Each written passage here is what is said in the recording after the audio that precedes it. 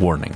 Este podcast contendrá spoilers de la película seleccionada por el equipo, presentado por Gerardo Alemán. Bienvenidos a Filmic Notion, el podcast que hablamos de tus películas favoritas, reviews, análisis, teorías y mucho más. Comenzaremos en breve.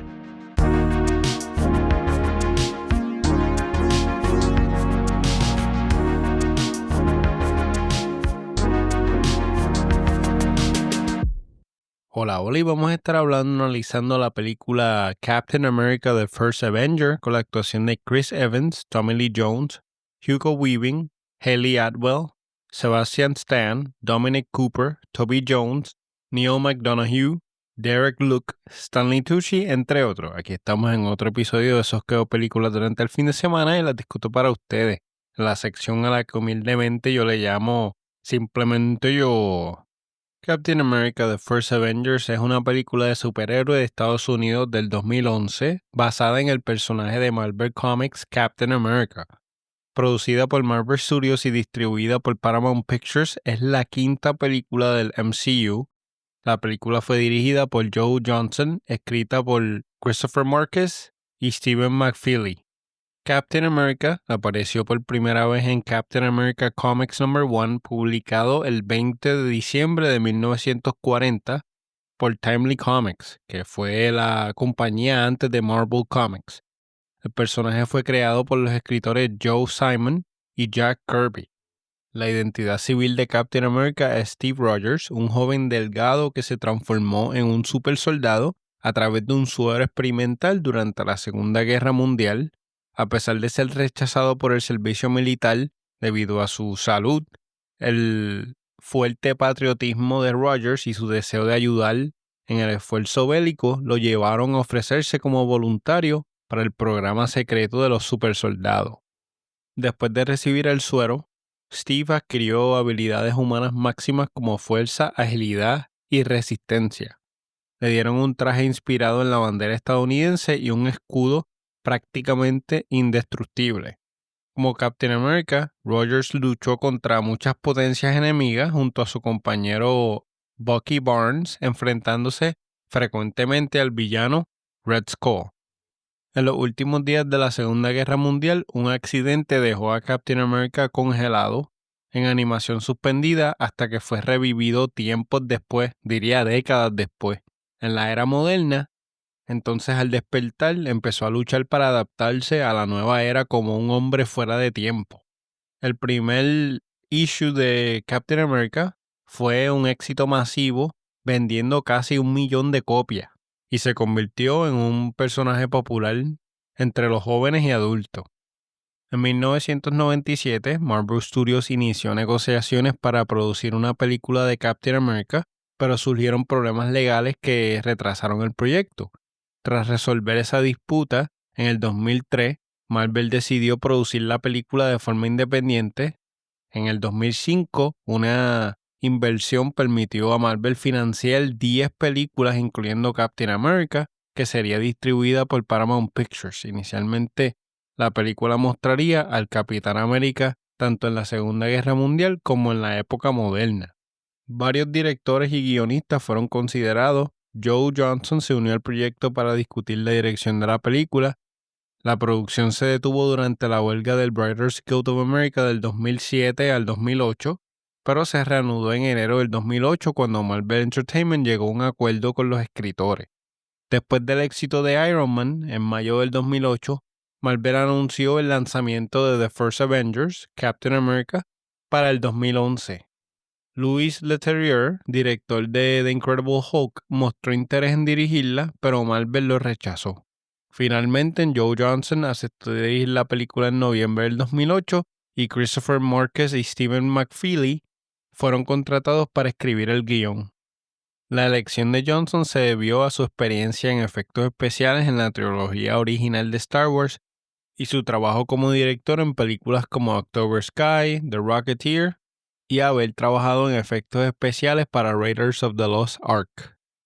Kevin Feige comentó que Marvel era bien percibida globalmente y que presentar a otro superhéroe sería positivo, comparando la situación de Captain America con su reintroducción en los cómics en los años 60, despertando en un mundo desconocido. Esa era como la base de lo que querían hacer.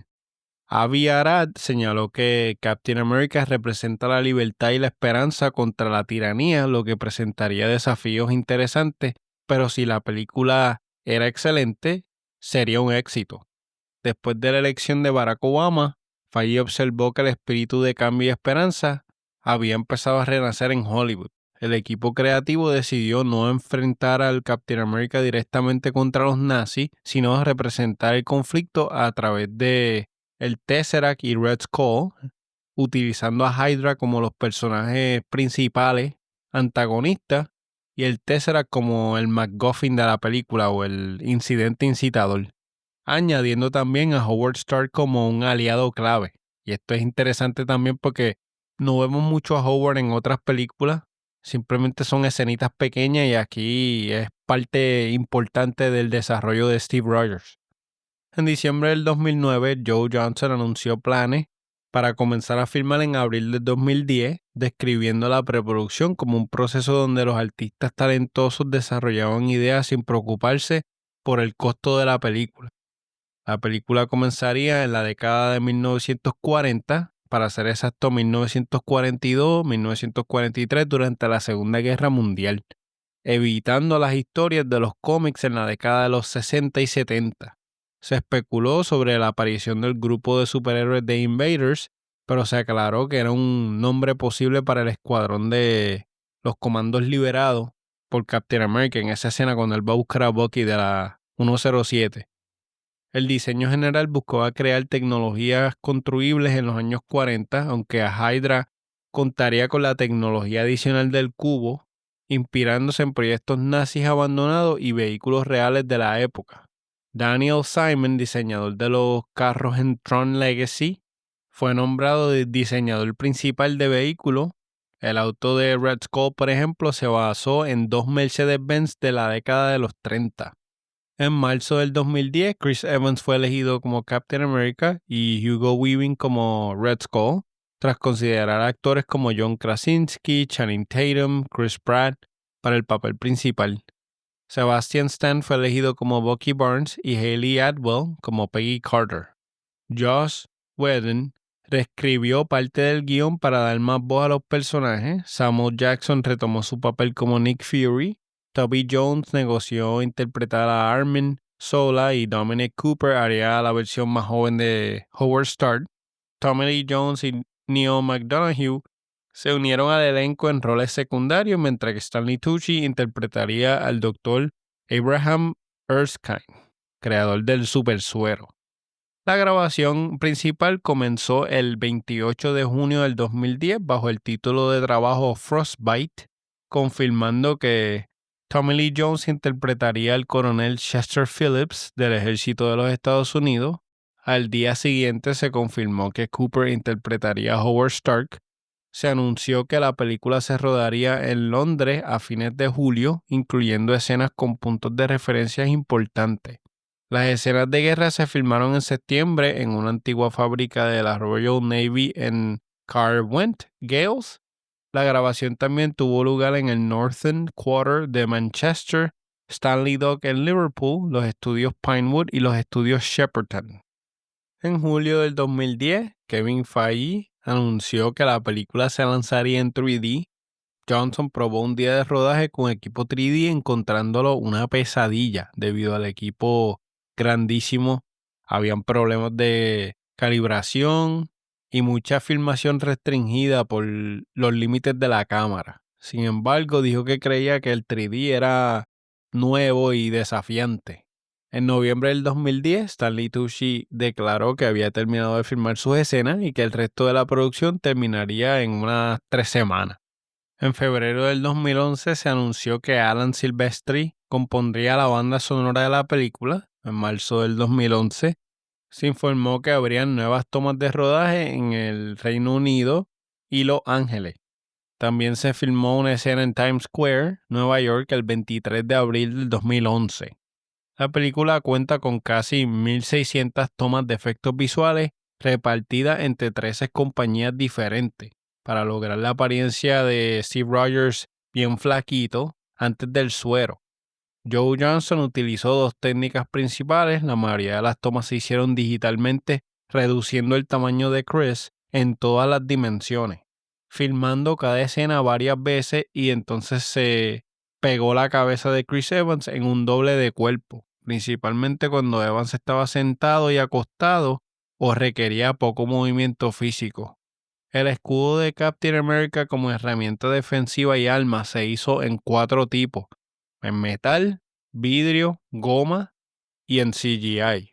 Hugo Weaving, quien interpretó a Red Skull, usó una máscara de látex, y el equipo de efectos visuales manipuló su rostro para simular la piel tensa que tenía en los cachetes. Los créditos finales fueron creados con efectos visuales en 3D, utilizando propaganda de Estados Unidos, de guerra. La banda sonora incluye la partidura original de Alan Silvestri, complementada con la canción Star Spangled Man, compuesta por Alan Menken, con letra de David Zippel. La grabación se llevó a cabo en los prestigiosos estudios de Air de Londres y fue distribuida por Walt Disney Records el 19 de julio del 2011. El estreno mundial de la película tuvo lugar el 19 de julio del 2011 en el Teatro El Capitán de Hollywood, California. Luego se proyectó en el San Diego Comic Con el 21 de julio del 2011, antes de su estreno comercial en Estados Unidos y en Canadá el 22 de julio del 2011. Paramount Pictures ofreció a los mercados internacionales la opción de elegir entre el título original y el alternativo, que era The First Avenger sin el Captain America. Aunque muchos optaron por mantener el título original reconociendo el personaje, Rusia, Corea del Sur, Ucrania decidieron utilizar el título The First Avenger por consideraciones culturales o políticas. Antes de su lanzamiento en China, durante el segundo fin de semana, se filtró brevemente el tráiler de los Avengers, y esto es lo que vemos en la escena post-crédito al final. El 31 de agosto del 2018, The First Avenger se proyectó en IMAX como parte del festival del aniversario número 10 de Marvel Studios. Captain America The First Avenger fue lanzada por Paramount Home Entertainment en formato Blu-ray, Blu-ray 3D y DVD el 25 de octubre del 2011. Los bundles incluían la película en High Definition, 3D y 2D, así como también el DVD y la copia digital. Ambos formatos contenían el cortometraje A Funny Thing Happened on the Way to Thor's Hammer y el trailer de los Avengers que vemos al final. 6 documentales behind the scenes y las escenas eliminadas, con los comentarios del director y otros miembros del crew. Entre premios y nominaciones, tenemos Teen Choice Awards, nominación a Mejor Película de Verano, Mejor Estrella Masculina de Película de Verano para Chris Evans. Scream Awards, nominación Premio Definitivo, Mejor Película de Ciencia Ficción, Mejor Actriz de Ciencia Ficción para Hayley Atwell, Mejor Actor de Ciencia Ficción Chris Evans, Mejor Villano para Hugo Weaving. Tuvieron un premio de Mejor Superhéroe para Chris Evans y otra nominación para Mejor Actor de Reparto Tommy Lee Jones. Mejor Actuación Revelación Femenina para Hayley Atwell. Nominación a Mejor Escena de Pelea del Año, que fue la de Captain America vs. Red Skull. Mejor Película en 3D, Mejor Película basada en cómic. En el 2012, en el BMI Film and TV Award, tuvieron Mejor Música para Alan Silvestri, People's Choice Awards. Nominación a Superhéroe Favorito del Público. En Visual Effects Society Award tuvieron nominación a Mejores Efectos Visuales en una película y ganaron un premio de Mejor Composición en una película. En Empire Awards tuvieron nominación a Mejor Película de Ciencia Ficción / Fantasía. En los MTV Awards, nominación a Mejor Héroe para Captain America. En los Saturn Awards, nominación a Mejor Película de Ciencia Ficción, Mejor Actor para Chris Evans, Mejor Actor de Reparto para Stanley Tucci. Otra nominación a Mejor Música, Mejor Diseño de Producción, Mejor Vestuario y Mejores Efectos Especiales. Tenían un budget de 140 a 216 millones y han recaudado hasta el momento de esta grabación 370 millones. La primera vez que la vi fue en el cine. Me acuerdo que el cine estaba bien lleno. No vi ninguna información o trailer sobre Captain, mucho menos sabía de la historia de origen.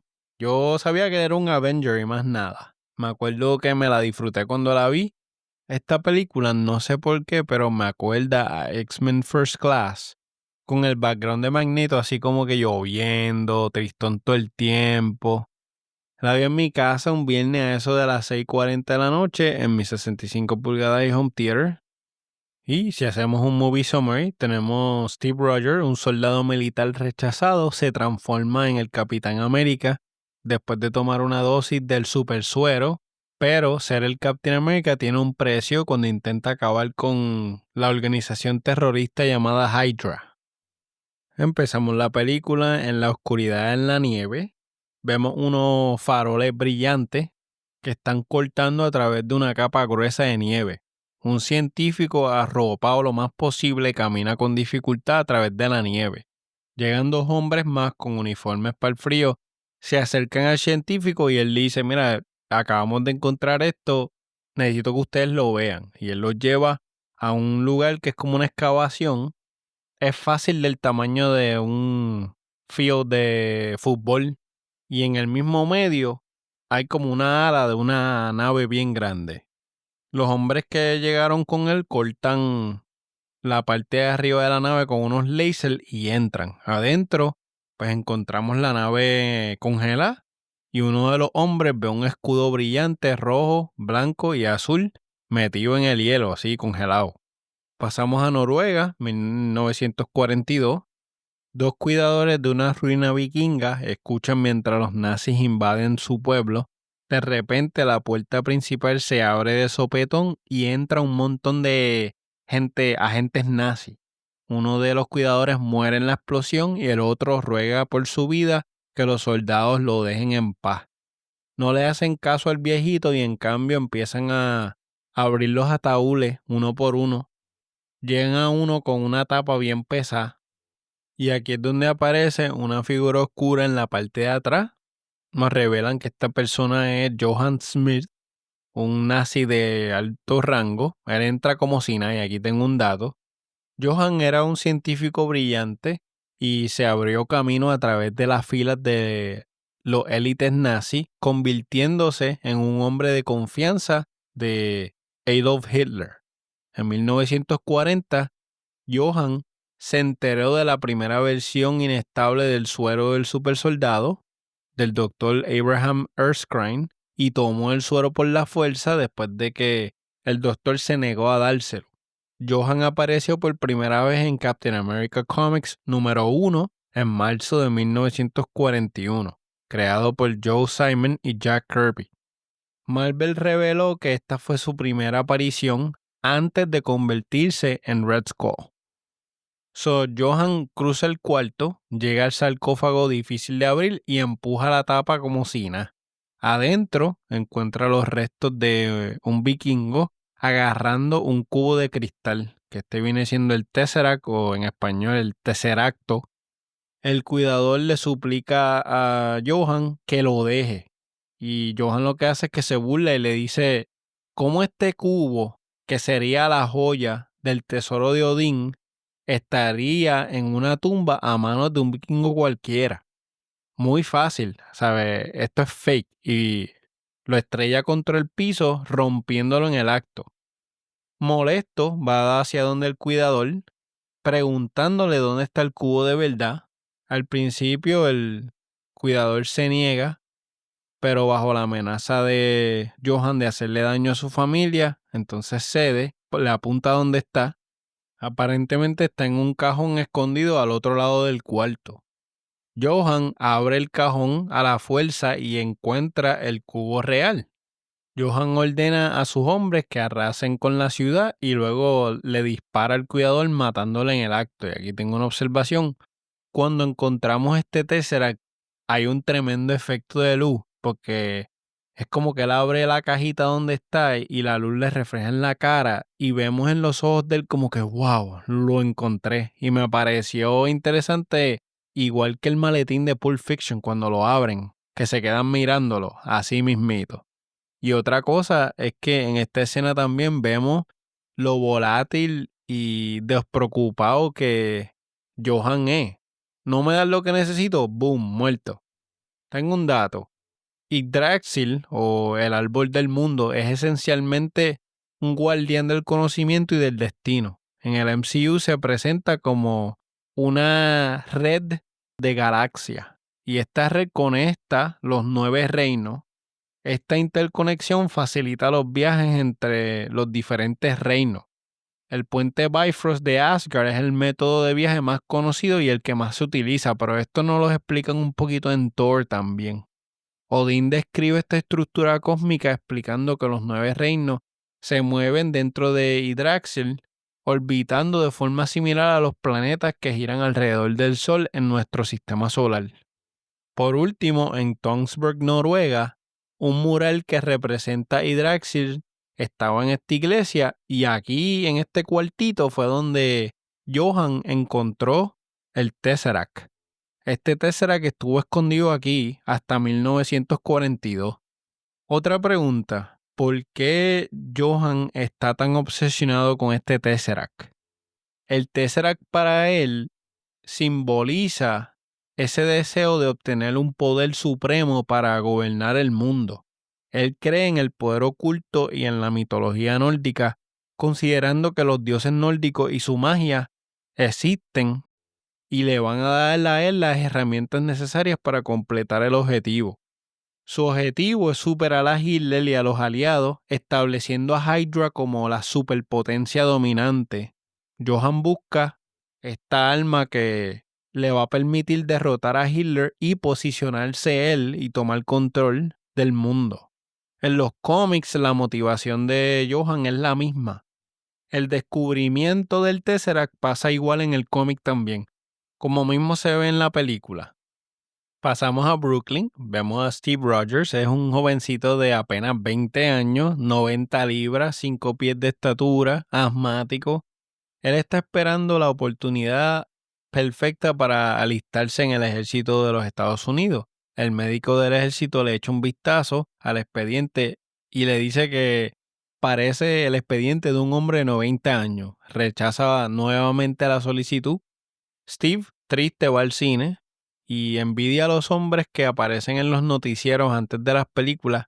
Aquí podemos ver cómo el público se emociona por ese honor y el patriotismo de servir en el ejército. Un muchacho empieza a gritar en la pantalla, empieza en la película, yo no pagué para ver esta porquería. Y entonces Steve le dice al hombre que se calle y se sorprende cuando el hombre se da la vuelta y se para. Él se para ready para pelear. Se van a la parte de atrás del callejón del teatro y el chamaco empieza a caerle encima a Steve. Steve se defiende con valentía, pero es dominado fácilmente por todas las condiciones que tiene. James Bucky Barnes, el mejor amigo de Steve, llega corriendo al callejón y empieza a pelear con el tipo. Ayuda a Steve, a quien le molesta que Bucky haya aparecido, porque ya Steve estaba ready para pelear. Él dijo, yo lo que necesitaba un poquito de aire y estaba ready para rematarlo. Vemos que Bucky ahora es un hombre que está enlistado. Su solicitud fue aceptada y ha sido asignado a la Infantería 107. Aquí tengo un dato. James Buchanan Bucky Barnes hizo su primera aparición en los cómics en Captain America Comics número 1 en marzo de 1941. Bucky es presentado como el compañero de aventuras de Captain America durante la Segunda Guerra Mundial. En estas primeras historias, él es un joven luchador contra el crimen que acompaña al capitán en sus misiones. En el MCU, Bucky se enlista en el ejército de los Estados Unidos y se convierte en sargento. Es asignado a la 107 Infantry Regiment, donde él está sirviendo en esa unidad antes de ser capturado por Hydra. En los cómics, Bucky también tiene una conexión con el ejército durante la Segunda Guerra Mundial, aunque la 107 no se menciona específicamente. Su papel como soldado y compañero de Captain America es un elemento clave en la historia. Bucky invita a Steve a ir a bailar con muchachas en una cita doble. Tímidamente Steve lo acompaña. Los cuatro se van a la Feria Mundial en Nueva York, mientras Bucky se besuquea con su cita, Steve observa como un joven Howard Stark demuestra sin éxito un carro volador. Aquí tengo una observación. En conversaciones que escuchamos de algunos de los soldados que están por allí, nos dejan saber el honor de servir a su país. Están orgullosos de irse a servir. Steve se separa del grupo y va a otra estación de reclutamiento. Bucky lo alcanza y le pregunta cómo piensa Steve falsificar su solicitud otra vez, que ya lo ha hecho 5 veces. Sin embargo, aquí entra el doctor Abraham Erskine y mientras pasaba por allí escucha la conversación de ambos. Está fascinado por la determinación de Steve. Bucky le desea buena suerte a Steve en su última solicitud y Steve entra a la estación de reclutamiento para su quinto examen físico. Adentro, Steve se sienta en una mesa de examen y se pone nervioso cuando un policía militar entra al cuarto. Y pronto es seguido por el doctor Erskine. Este doctor tiene todas las solicitudes anteriores de Steve y reconociendo la fuerte voluntad y la convicción que tiene Steve, acepta su última solicitud. Y tengo un dato. Dr. Abraham Erskine, también conocido como el profesor Rainstein, apareció por primera vez en Captain America Comics #1. Este doctor fue un científico nacido en Alemania, famoso por desarrollar el suero del supersoldado durante el proyecto Rebirth o Renacimiento en la Segunda Guerra Mundial.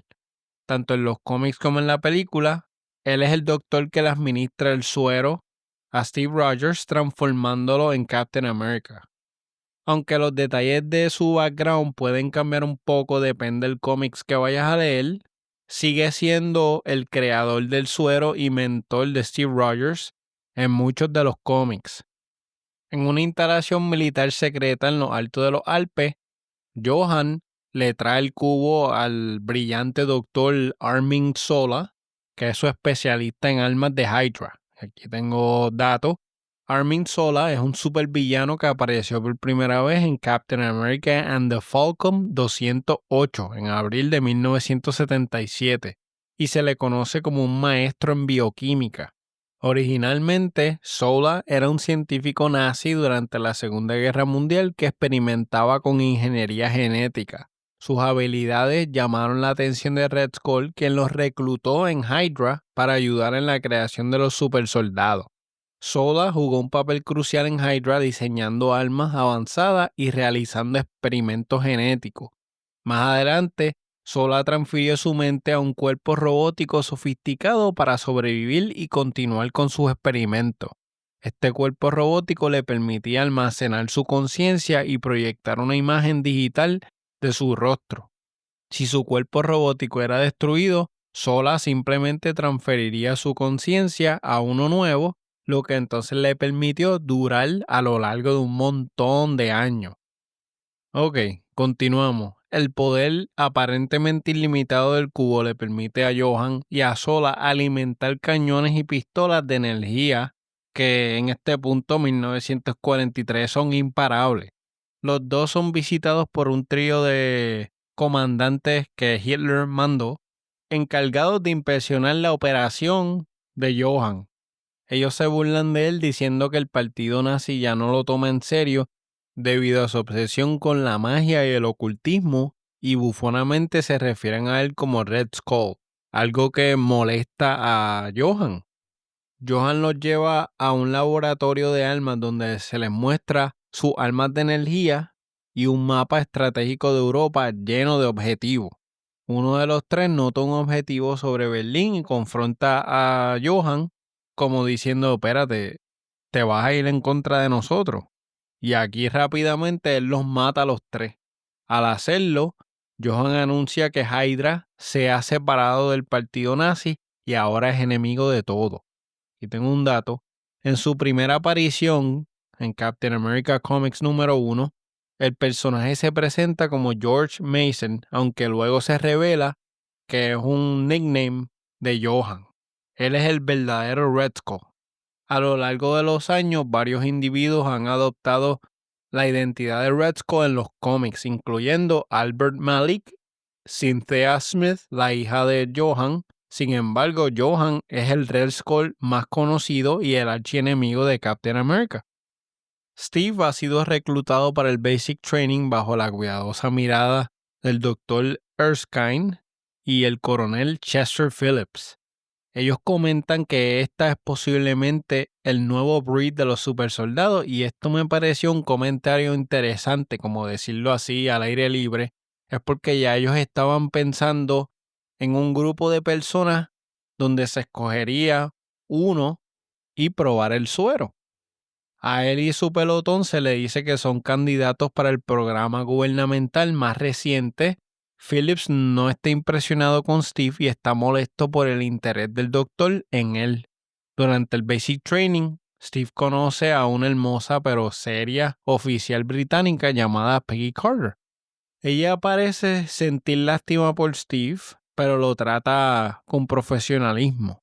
Aquí tengo un dato. Peggy Carter hizo su debut en los cómics en Tales of Suspense número 75 en 1966. Es importante distinguir entre la primera aparición de Peggy Carter y la primera vez que aparece como Captain Carter. La primera aparición en cómics de Peggy Carter como Captain America fue en Exiles número 3. A pesar de Steve ser el más pequeño y débil del pelotón, Steve demuestra el mayor espíritu y pasa las pruebas con corazón e inteligencia. Phillips aún no está convencido y hace un experimento. Él coge una granada y la lanza al grupo en el mismo medio. Y entonces se sorprende porque Steve salta sobre ella para tratar de proteger a todo. Dispuesto a sacrificarse, esto cubre el punto de que Steve es el indicado y descubrimos que la granada era falsa, era simplemente una prueba.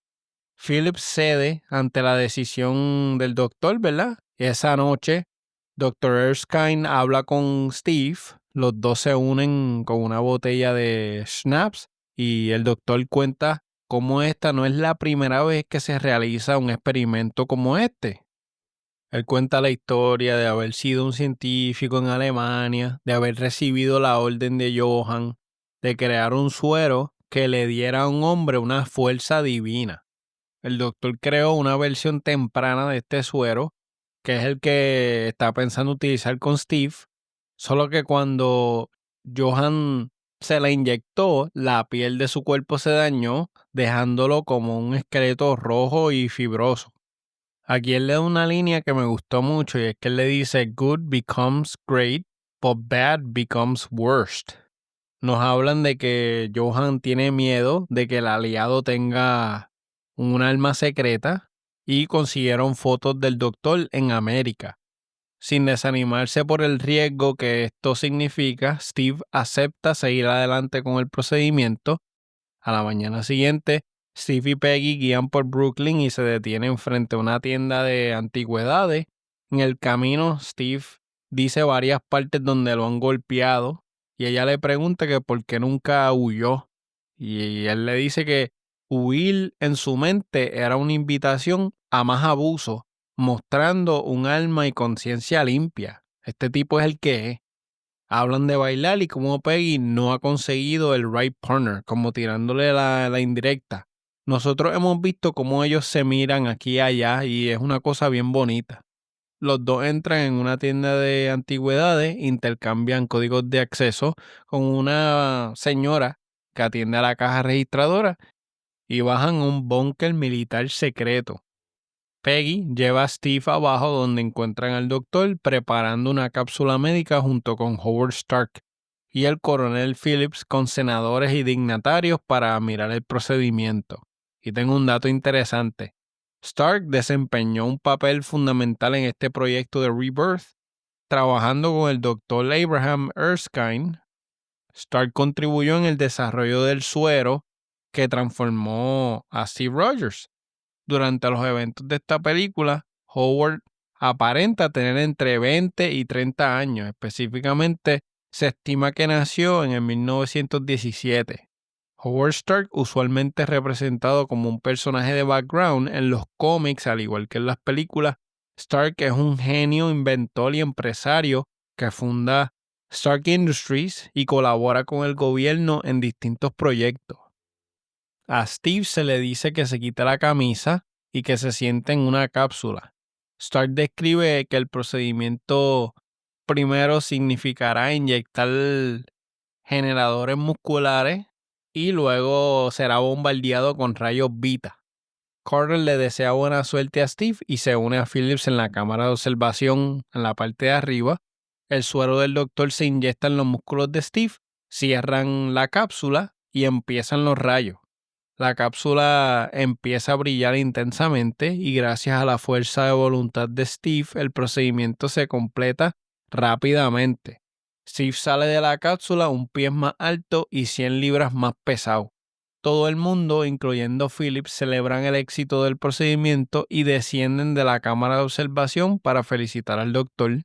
Uno de los dignatarios se queda atrás, colocando una bolsa pequeña en una silla y momentos después la galería de observación explota, el dignatario baja la escalera y dispara fatalmente al doctor matándolo en el acto. Y aquí tengo una observación.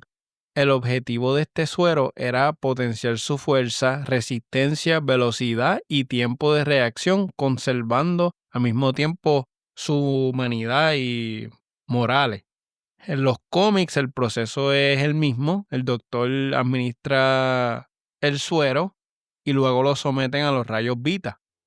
Esta combinación provoca la transformación dramática que vemos, mejorando su fisiología a niveles sobrehumanos. La exposición a los rayos beta es fundamental para estabilizar el suero en el cuerpo de Rogers y activar los efectos, asegurando que la transformación es permanente y efectiva.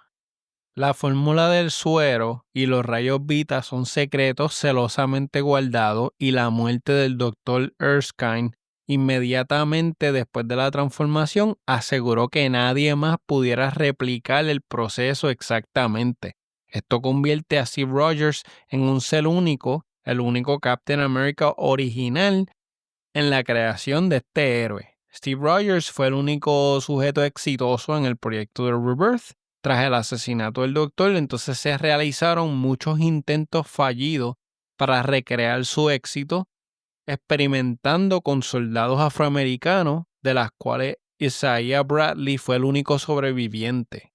A lo largo del tiempo, han habido varios intentos por recrear este suero. Por ejemplo, Howard Stark logró crear un suero pero fue robado por Hydra. También existió el proyecto Rebirth 2.0, un programa que utilizaba symbiotes capturados para crear supersoldados, pero fue cerrado por Captain America. En los cómics, el proyecto Rebirth evolucionó años después hasta convertirse en la operación más amplia conocida como Weapon Plus. No voy a entrar mucho en detalles de esto, pero el propósito del programa es la creación de supersoldados destinados a pelear en la guerra del futuro, especialmente una guerra mutante humana. A lo largo de las décadas, Weapon Plus ha utilizado métodos cada vez más extremos para crear sus supersoldados. Continuamos. Rápidamente mata a los guardias y huye a la calle con Peggy en persecución. Steve atiende al doctor moribundo que tiene la energía suficiente para señalarle el corazón de Steve, como diciéndole stay true to yourself, como que todo venga del corazón. Steve sale furioso del búnker a la calle a buscar a esta persona. En la calle, Peggy persigue al impostor llamado Haynes Kruger y sin titubear mata al chofer que lo iba a ayudar a escapar. Kruger se roba un taxi e intenta atropellar a Peggy. Steve justo a tiempo la salva de ser atropellada por el taxi que venía directito hacia ella. Steve persigue el taxi a pie, salta al techo del taxi, esquiva los disparos de Kruger y los dos terminan chocando en los muelles de Brooklyn. Kruger huye a su submarino de Hydra, que se sumerge bajo el agua, justo cuando Steve llega. Y aquí tengo una observación. Estas escenas, el VFX de Steve cuando está brincando y corriendo, se ve un poco plasticinoso. Steve se tira atrás del submarino, le da un puño al cristal de la cabina y saca a Kruger a la superficie. Kruger le dice a Steve que él es miembro de Hydra y que cuando una cabeza muere, dos más toman su lugar. Se saca un diente falso, lo rompe y se lo traga. Le sale espuma por la boca y Kruger muere. Al día siguiente, Phillips y Carter recogen los restos del laboratorio del doctor. Los dos están con la cabeza baja porque el único hombre capaz de producir el suero del supersoldado era Erskine y ahora está muerto. Steve está ansioso por ir al frente, pero Phillips prefiere que sea una rata de laboratorio a un soldado del ejército porque todavía no saben lo que él es capaz de hacer. Un senador se le acerca a Steve con un periódico de los eventos del día anterior con una foto en la portada de Steve persiguiendo a Heinz Kruger.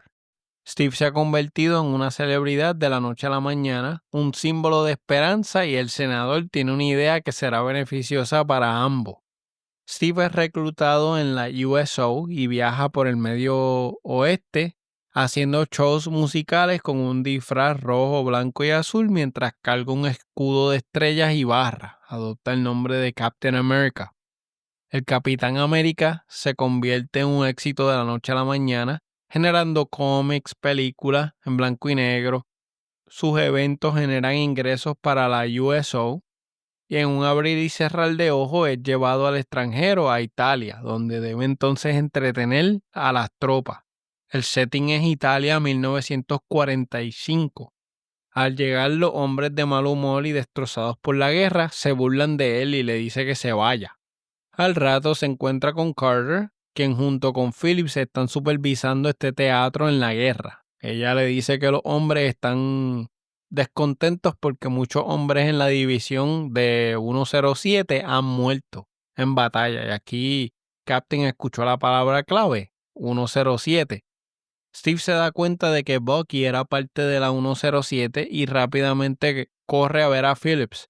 Phillips no puede encontrar a ningún hombre llamado Barnes en su lista y le dice que Steve debería regresar a América como estrella de cine y animador, que se salga de allí. Aparentemente enviaron la 107 y de 200 hombres, 50 regresaron de pelear contra Johan. Steve le pregunta a Carter dónde están los hombres y dónde está Bucky. Y ella le dice, están detenidos no muy lejos de aquí. Ella le muestra un mapa y hay un montón de plantas que aparentemente están siendo controladas por Hydra a 30 a 40 millas de donde ellos están.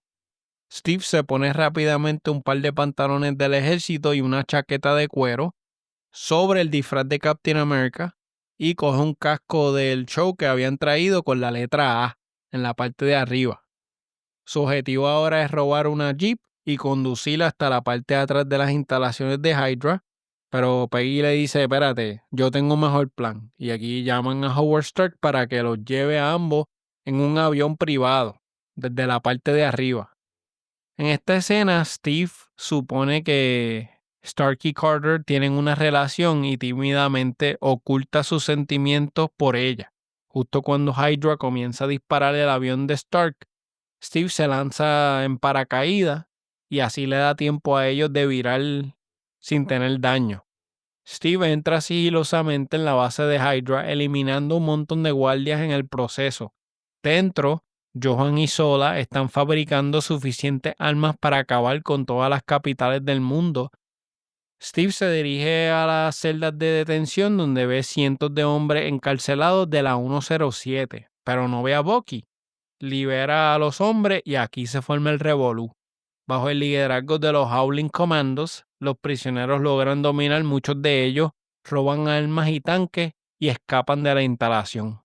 Y aquí tengo una observación. Las secuencias de acción y explosivos en esta escena se ven muy bien. Aquí tengo un dato. Los Howling Commandos son un equipo militar de élite que frecuentemente aparecen junto a Captain America en los cómics. Este grupo se caracteriza por su valentía y habilidades en combate. Johan observa a Steve por las cámaras, por el CCTV, y rápidamente se da cuenta de que debe ser el hombre del Dr. Erskine. Steve se abre camino a través de las instalaciones y encuentra a Bucky, que está atado a una mesa de operaciones un poquito inconsciente. Allí también vemos un mapa táctico grandísimo montado en la pared y tiene varias instalaciones marcadas. Steve libera a Bucky, quien se sorprende al ver a Steve que es más alto y se memoriza el mapa. Los dos se dirigen más adentro y se encuentran cara a cara con Johan en un puente. Steve golpea a Johan en la cara y sorprendentemente él se mantiene firme. Aquí nos dan el reveal de Red Skull, él quitándose la máscara humana.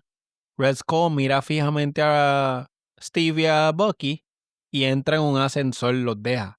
En el ascensor, Red Skull le dice a Sola que se reúna con él en otra de las bases que tienen y que se lleve su carro.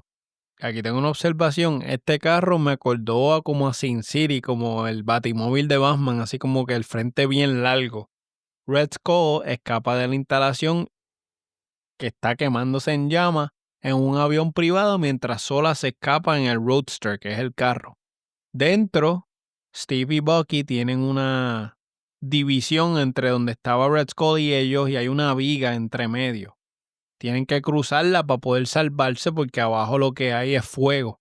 Bucky cruza la viga, que está casi rota, y cuando termina de cruzar se rompe la viga.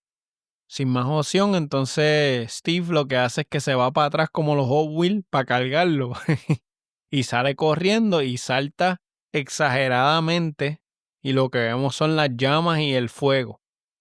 Vamos de vuelta entonces al campamento de la 107 y ahí Phillips le dicta una carta a su mecanógrafo contándole cómo Steve Rogers desapareció la noche anterior y probablemente murió durante la misión. En ese mismo instante, Steve Rogers llega con casi 400 sobrevivientes, lo que causa que todo el mundo se vuelva loco al ver a Captain regresar satisfactoriamente. Steve se somete a la disciplina de Phillips, pero él lo perdona por lo que acaba de hacer.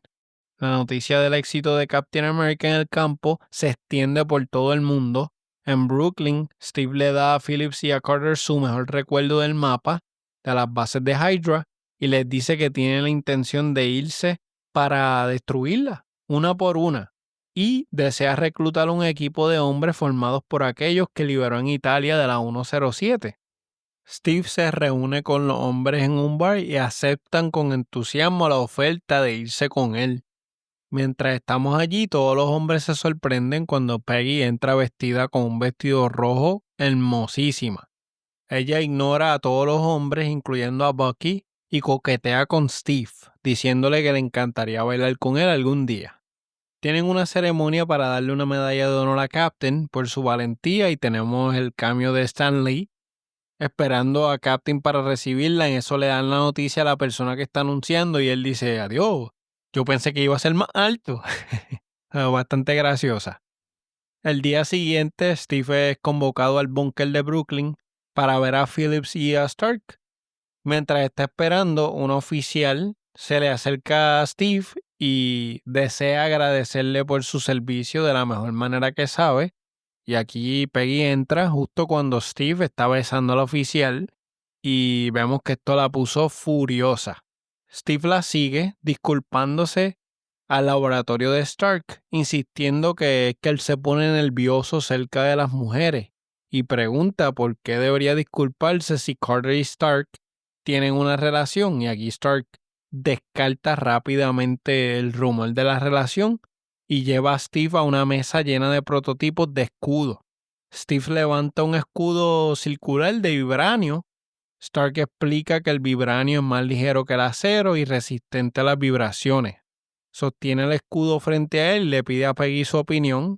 Aquí Peggy saca la pistola y le dispara como 4 o 5 veces desquitándose por lo que pasó anteriormente con el oficial. Funcionó, las balas cayeron al piso y nada le pasó a él. Para finalizar aquí con Stark, él le da un boceto del uniforme que le gustaría tener y en la próxima escena entonces Steve se viste con un traje rojo, blanco y azul, se pone un casco azul y levanta el escudo con estrellas en la espalda. El Capitán América y sus soldados, incluyendo a Bucky, se abren camino por Europa arrasando las bases de Hydra una por una. Y aquí tengo una observación. Esta escena se parece mucho a las películas que él estaba haciendo cuando empezó con el personaje de Captain America. Son como que grandes, épicas. Mientras están acabando con las instalaciones de Hydra, todo se ve como over the top. con los efectos también exagerados. Y esto estoy seguro que lo hicieron a propósito, con explosiones, acción exagerada, para enseñarte el estilo patriótico de nuestro Capitán América. Las noticias de su hazaña llegan a Red Skull y a Sola. En los altos de los Alpes, Steve y sus hombres tienen la misión de detener a Sola en su tren personal. 3 miembros del equipo, Cap, Bucky y Gabe Jones, se deslizan por un cable a través de un abismo y asaltan el tren vagón por vagón hasta conseguir a Sola o a Red Skull. Pronto, Captain y Bucky son acorralados por soldados de Hydra fuertemente armados. Derrotan poco a poco los soldados, sin embargo, Bucky es arrojado del tren y cae en un río helado. Sola es detenido. Sola se sienta en una celda de prisión y es visitado por el coronel Phillips, quien lleva consigo una cena de bistec para Sola. Sola rechaza la comida porque tiene un presentimiento de que está envenenada. Phillips felizmente se la come, le dice a Sola que transmitió un mensaje fácilmente decodificable que asegura que Hydra lo ha interceptado diciendo que Sola había dejado a Red Skull. Sola, temiendo que la mentira resulte en su muerte, entonces da la información de la única base de Hydra que queda de Red Skull. Vemos a Captain triste en un bar por la guerra y que acaba de perder a su amigo Bucky. Carter llega y consuela a Steve. Después de perder a su mejor amigo, Steve se da cuenta de que el suero del doctor regenera rápidamente las células muertas, lo que hace imposible que Steve se emborrache. Los dos coquetean un poco y hablan de tener un baile una vez más. Es un amor profesional pero bien bonito. Rogers y su equipo preparan un plan de batalla para derrotar a Red Skull en su cuartel general. Rogers, vestido como el Capitán América, monta una Harley y carga contra la base, esquiva fácilmente a los soldados y los tanques y entra a la base. Rodeado por un ejército de Hydra, es detenido y conducido al laboratorio privado de armas de Red Skull. Y aquí tengo una observación. El maquillaje de Red Skull está buenísimo y los efectos de las pistolas con la energía del Tesseract también. Flawless. Esas interacciones cuando matan a la gente se ve bien limpia.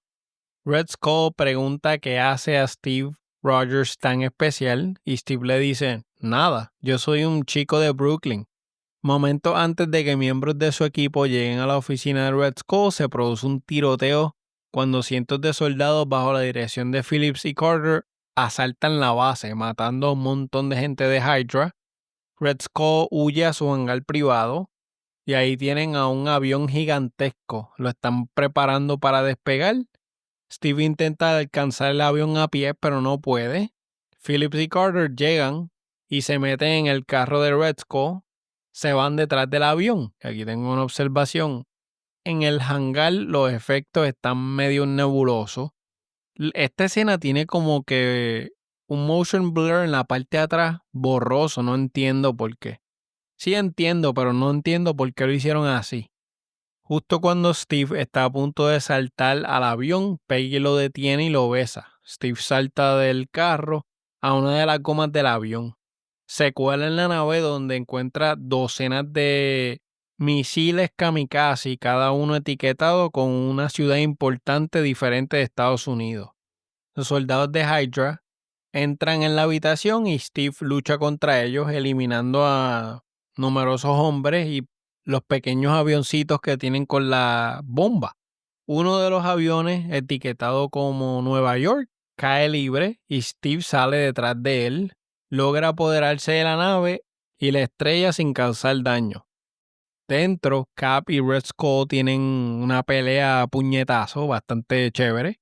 Red Skull dispara su pistola de energía cúbica, quien Steve recibe el cantazo y lo rebota con el escudo. Un disparo se desvía hacia una de las consolas centrales de la cabina, dañando el equipo. La consola ahora dañada hace que Skull se moleste y levanta el cubo en el aire.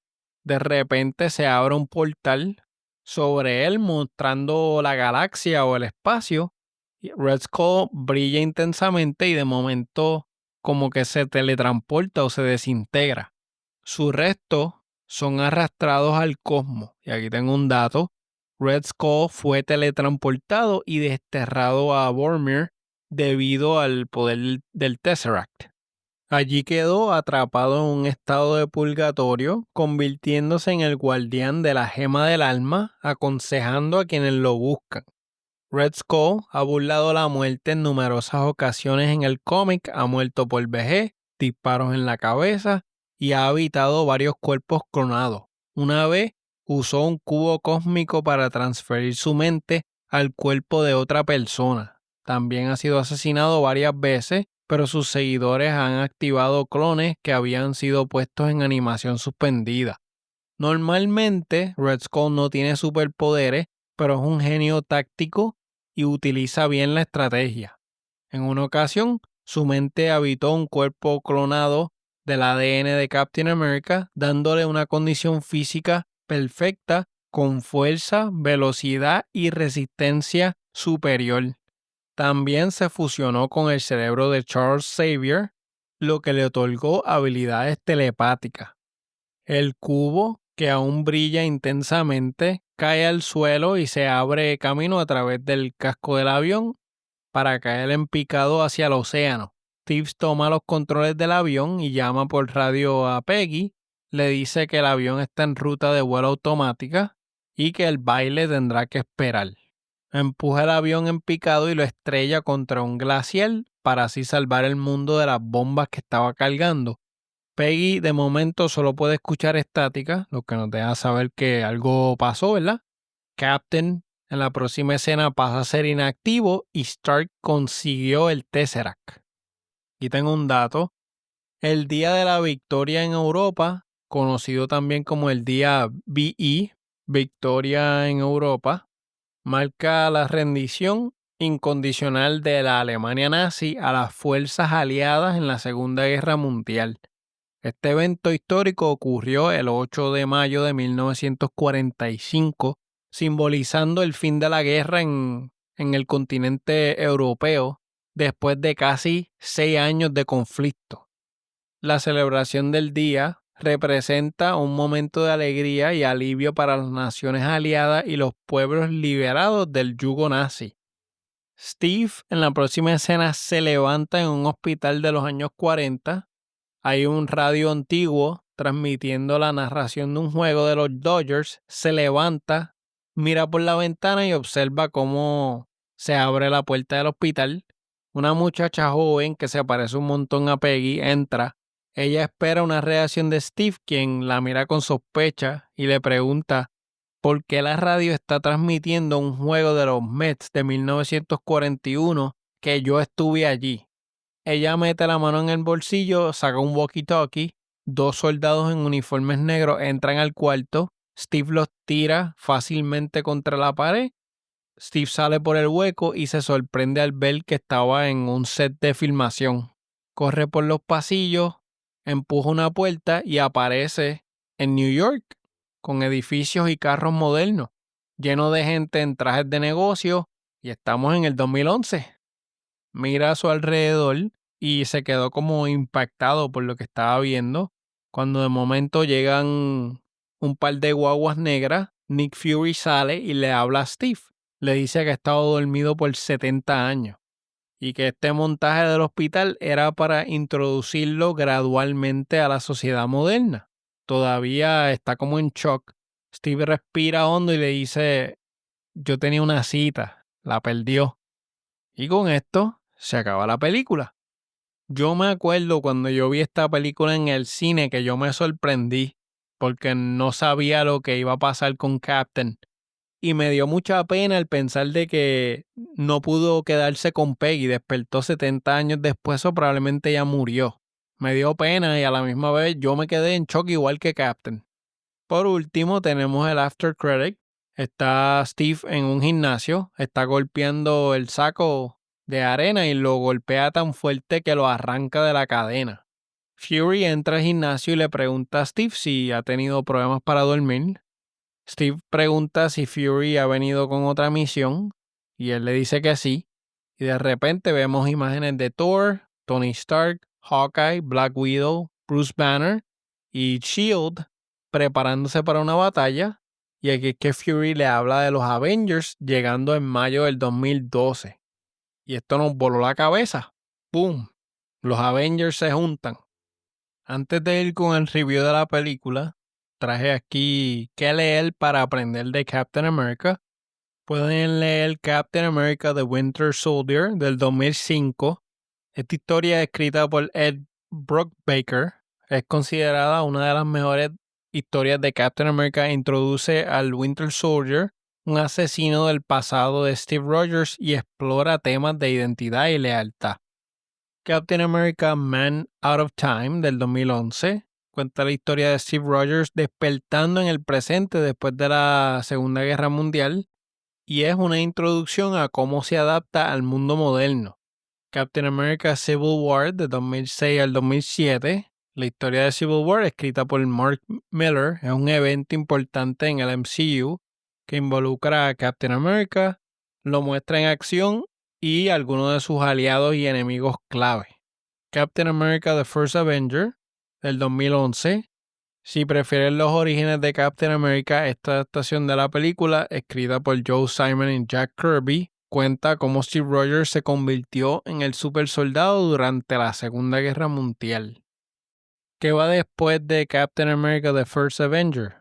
Captain America The Winter Soldier, dirigida por Anthony y Joseph Russo, se estrenó el 4 de abril del 2014.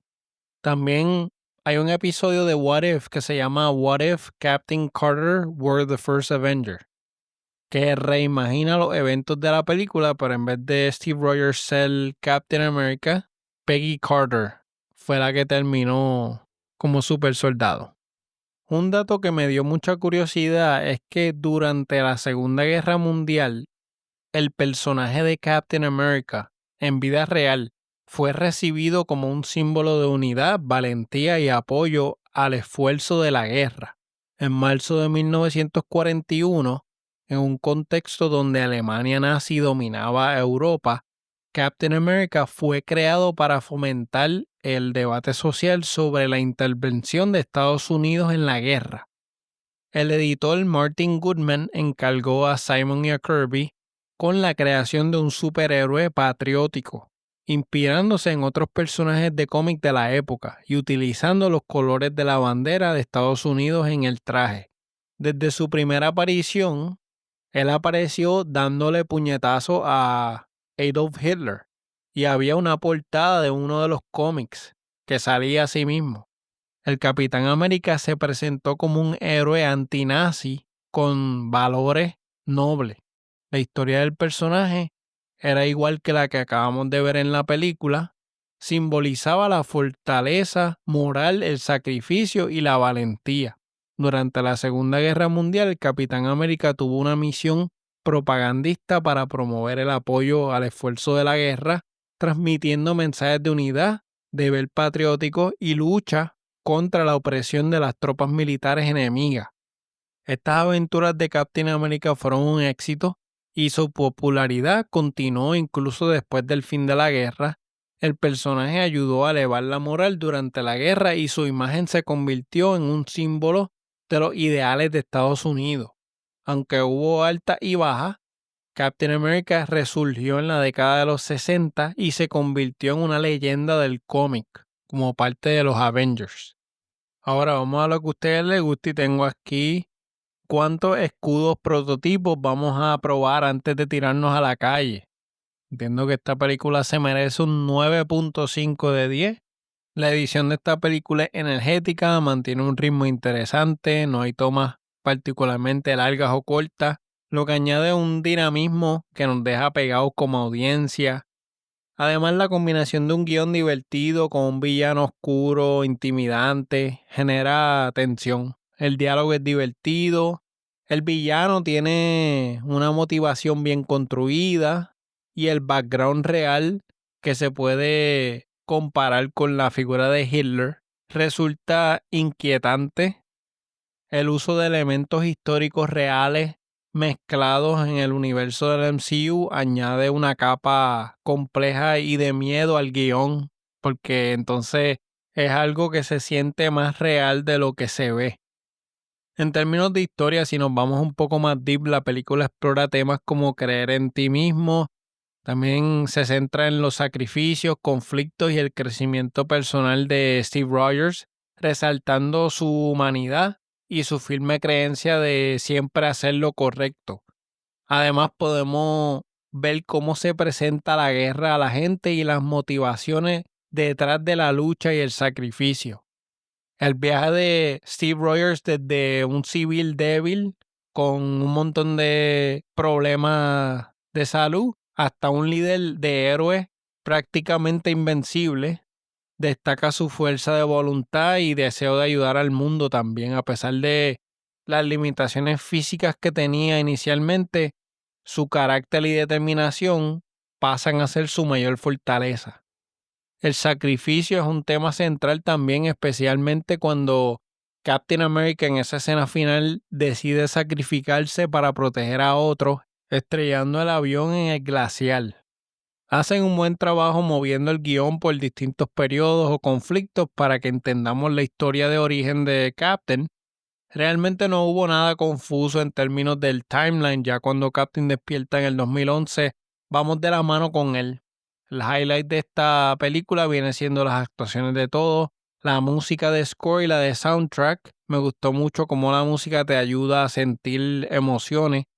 En términos de la historia y guión, es emocionante cómo cogieron los eventos reales y los mezclaron con el cómic. Entre mis escenas favoritas está la escena con el doctor Abraham y Steve. El día antes de la transformación había mucho corazón y emociones en esa escena al ver a Steve determinado a hacer lo que él quiere. Las escenas entre él y Peggy también entretienen bastante y te mantienen sonriendo porque cuando todo empieza hay como una chispa, pero también hay un objetivo, hay una misión que ellos tienen que hacer. No se dan tiempo para cosechar ese amor. Lo que hay es indirecta, y uno sonriendo porque quieren que ellos acaben juntos. Es un amor limpio y bonito también. Entre mis personajes favoritos, y para no escoger a Steve Rogers, entiendo que Peggy es una varas, atrevida y quiso en todo momento ayudar a la causa. Y el doctor Abraham, hay que darle las gracias por darle la oportunidad a Steve, porque era la que necesitaba. La cinematografía y los encuadres en escenas de acción y explosiones se las comieron, vestimenta y maquillaje, específicamente Hydra y Red Skull, tremendo trabajo. Grabaciones outdoor e iluminación también bien cuidadas. Y eso lo podemos notar en escenas afuera o cada vez que tenemos el Tesseract. Lo que le quité punto en esta van a ser los efectos especiales donde habían escenas específicamente después de la transformación que Steve corriendo y saltando se veía extraño, lo que yo le llamo plasticinoso. Igual con el carro de Red Skull, no sé si era que era larguísimo, pero en cada toma que salía, la pantalla se veía como borrosa, qué sé yo, como podíamos notar que era un green screen en la parte de atrás.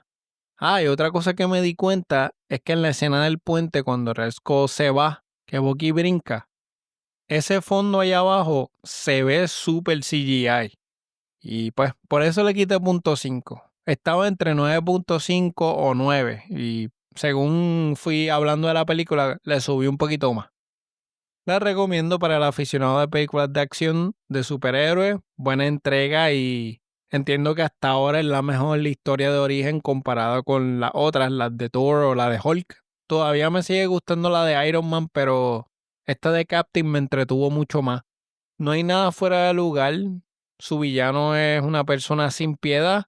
En algunas escenas es intimidante, así que pues precaución con los más pequeños cuando se molesta. Definitivamente la recomiendo y es de esas películas que comprara para tenerla en mi colección, aunque ya hoy día todo está en streaming. Ya con esto acabamos, es un 9.5 de 10, excelente. Gracias por escuchar este episodio del podcast, espero que les haya gustado. Nos pueden escribir un email a filmicnotionpodcast@gmail.com o seguirnos en las redes sociales como Filmic Notion Podcast en Facebook e Instagram. Suscríbanse, den su review en la plataforma favorita. Nos pueden escuchar en Podbean, Spotify, Apple Podcasts, Podchaser, Listen Notes, así como la página oficial.